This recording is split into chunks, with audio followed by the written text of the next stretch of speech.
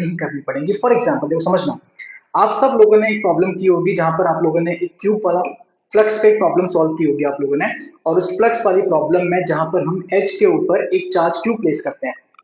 कहने का मतलब, इस चार्ज क्यूब को सेंटर पर प्लेस करके आपने क्वेश्चन सॉल्व किए होंगे, जहां पर आपने इस क्यूब को सेंटर पर प्लेस किया होगा, क्यूब के किसी एक फेस से दो फेस से आपने फ्लक्स निकाला होगा।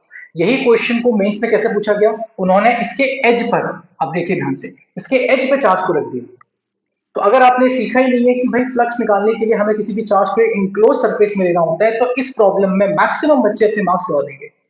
तो यहाँ पर आपको इमेजिन करना पड़ेगा, यहाँ पर आपको इमेजिन करना पड़ेगा कि ये चार्ज क्यों इनक्लोज नहीं है, जो इसके एज पे है। तो आपको इसके साथ में, इसके आगे फिर ऊपर और चार, टोटल 8 क्यूब आपको यहाँ पर लगाने पड़ेंगे, तब जाके ये चार्ज क्यू जो एज पे है ये इनक्लोज्ड सिस्टम में आ पाएगा और फिर इसका फ्लक्स निकल पाएगा, विच विल बी, फ्लक्स का फॉर्मूला क्या होता है, Q divided by epsilon not. लेकिन आपको इसको मल्टीप्लाई करना पड़ेगा 1/8 से, क्योंकि यहाँ पर टोटल आपके पूरे सिस्टम में 8 क्यूब हैं, 8 क्यूब्स हैं, और आपको ओरिजिनली सिर्फ इस क्यूब से फ्लक्स निकालना है।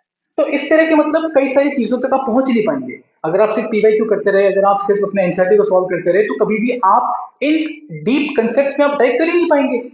तो उन कंसेप्ट्स में जाने के लिए आपको कॉम्पिटिटिव में तो आना ही पड़ेगा, दैट इज मस्ट। चाहे आप थोड़ा सा करें, पर वो करना बहुत जरूरी है।